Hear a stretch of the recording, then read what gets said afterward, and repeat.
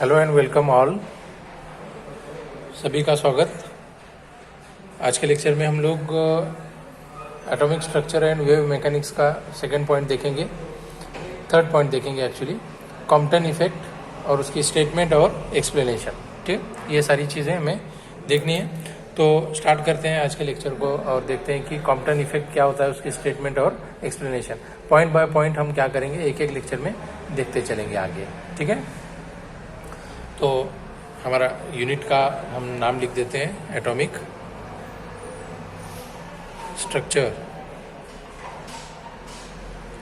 And wave mechanics.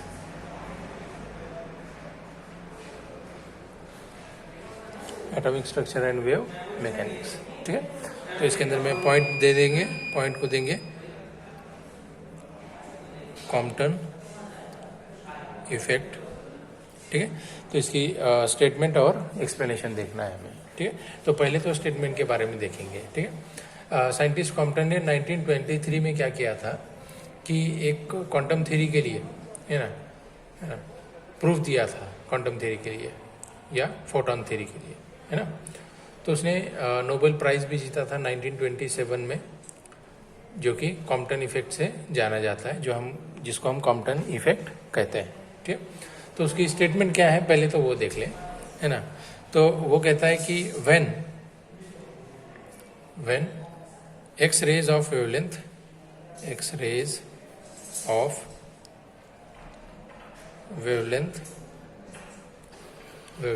Lambda, X rays of wavelength lambda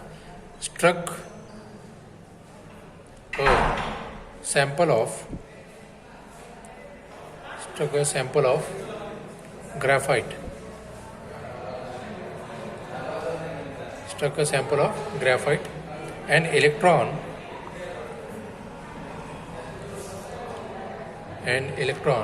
was ejected। ठीक है, and the X-rays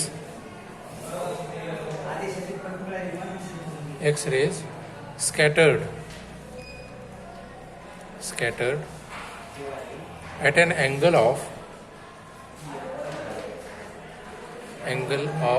theta, has or had longer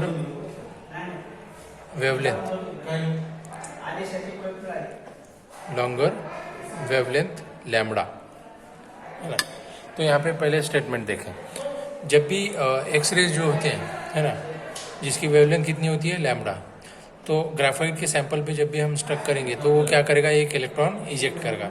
whenever and X rays of wavelength struck on a sample of graphite and electron was ejected. तो graphite में जो graphite के sample पे जब हम x raise क्या करेंगे, स्ट्रक करेंगे, जिसकी वेवलेंथ क्या होगी, लैम्बडा, तो उसमें से क्या निकलेगा, ग्राफाइट सैंपल से इलेक्ट्रॉन इजेक्ट होगा, बाहर निकलेगा, है ना। एंड एक्स रेज स्कैटरिंग, जो एक्स रेज रहेंगे तो वो स्कैटर करेंगे, है ना, तो उनका एंगल क्या होगा, थीटा होगा, जिसकी वेवलेंथ क्या होगी, लॉन्गर वेवलेंथ होगी, लैम्बडा होगी। ठीक है, तो अब इसको थोड़ा सा एक्सप्लेनेशन की फॉर्म में देखते हैं हम लोग। ठीक है, कि जब भी कोई बॉल हम हिट करते हैं, है ना, स्टेशनरी, है ना, तो वो क्या करेगा, कुछ एनर्जी के साथ में उसके ऊपर में स्ट्राइकिंग करेंगे, है ना। तो उसके अंदर में एक्स रेज, जैसे यहाँ पे हम लोग क्या कर रहे हैं कि ग्राफाइट के सैंपल को हम क्या कर रहे हैं, एक्स रेज क्या कर रहे हैं, जिसकी वेवलेंथ लैम्बडा होगी तो स्कैटर कर रहे हैं, उसके ऊपर में पास कर रहे हैं, है ना। तो वहाँ से क्या होगा कि इलेक्ट्रॉन पहले तो क्या रहेगा, स्टेशनरी फॉर्म में रहेगा, रुकेगा वहीं पे, है ना। तो वहाँ से जब इंसिडेंट रे या लैम्बडा उसके ऊपर में स्ट्रक करेगा तो इलेक्ट्रॉन क्या होगा, वहाँ से ग्राफाइट सैंपल से इजेक्ट होगा, है ना, बाहर निकलेगा। तो जब वो बाहर निकलेगा तो बाहर निकलने के बाद में जो एक्स रे रहेगा, जिसकी वेवलेंथ लैम्बडा रहेगी, तो वो लैम्बडा का जो एंगल रहेगा, तो स्ट्रेट लाइन से ना जाते हुए थोड़ा सा एंगल उसका डाइवर्ट होगा, तो एंगल क्या होगा, बढ़ेगा, लॉन्गर वेवलेंथ में चला जाएगा। आ गया समझ में। तो इसको देखेंगे, तो यहाँ पे थोड़ा सा हम एक्सप्लेनेशन के फॉर्म में देखेंगे उसको। यहाँ पे देखो कैसे कर सकते हैं। मान लो कि यहाँ पे मैंने एक ग्रेफाइट का सैंपल रखा हुआ है। क्या रखा है हमने? ग्रेफाइट सैंपल रखा है, यहाँ पे this one is graphite sample. ये क्या लिया हमने? ग्रेफाइट सैंपल, जिसके अंदर में यहाँ पे इलेक्ट्रॉन है। क्या है? इलेक्ट्रॉन। अब जब भी हम इस ग्रेफाइट के सैंपल पे, है ना, एक्सरे क्या करते हैं? बम्बार्ड करते हैं, है ना, पास करते हैं। ये क्या करेंगे? इंसिडेंट एक्सरे ऐसे करेंगे हम लोग इसको, इंसिडेंट एक्स रे, जिसकी वेवलेंथ क्या होगी बच्चों? लैम्बडा होगी। ठीक। तो यहाँ से क्या होगा कि इलेक्ट्रॉन, ये इलेक्ट्रॉन कैसे रहेगा? रेस्ट, है ना, इलेक्ट्रॉन एट रेस्ट रहेगा, एट रेस्ट, है ना। ये वाला इलेक्ट्रॉन तो पहले तो रेस्ट में था। ठीक। जब हम इसके ऊपर इंसिडेंट रे एक्सरे क्या करेंगे? पास आउट करेंगे, तो यहाँ से क्या होगा कि इलेक्ट्रॉन इजेक्ट हो जाएगा, मतलब स्कैटरिंग होगी, है ना। तो यहाँ से मान लो ये इलेक्ट्रॉन इधर चला गया, स्कैटरिंग इलेक्ट्रॉन बोलेंगे उसको, स्कैटर्ड इलेक्ट्रॉन, है ना। क्या बोलेंगे? Scattered electron, scattered electron. तो यहाँ क्या होगा कि ये स्ट्रेट पाथ होनी चाहिए थी एक्सरे की, मतलब इंसिडेंट रे की, लेकिन यहाँ से एक्सरे क्या होता है? डाइवर्ट होता है। क्या होता है? डाइवर्ट होता है ऐसे। तो यहाँ पे एंगल क्या होगा उसका? बढ़ेगा। एंगल क्या होगा? बढ़ेगा, है ना, with an angle scattered at an angle of theta at longer wavelength. अब उसकी वेवलेंथ क्या होगी? बढ़ जाएगी। ये एक्सरे है हमारा। ठीक है, एक्सरे। ठीक है, आ गया समझ में?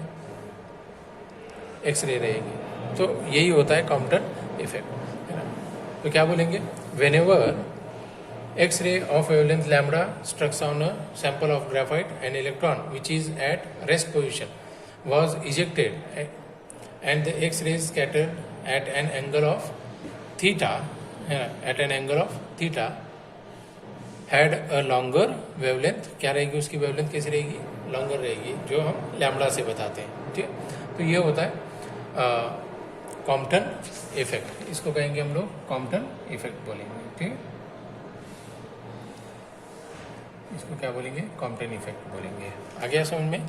ये पॉइंट हो गया कॉम्पटन इफेक्ट। तो रोज़ हम लोग एक एक पॉइंट देखते चलेंगे, क्योंकि सिलेबस के हिसाब से अगर से देखें तो हमारा जो बस्ता है तो थ्योरी ऑफ ग्रेविमेट्रिक एनालिसिस है, जो कि प्रैक्टिकल का पार्ट आता है, तो उसको भी हम देखेंगे। इसके बाद में ये चैप्टर जब खत्म होगा हमारा atomic structure and wave mechanics के बाद,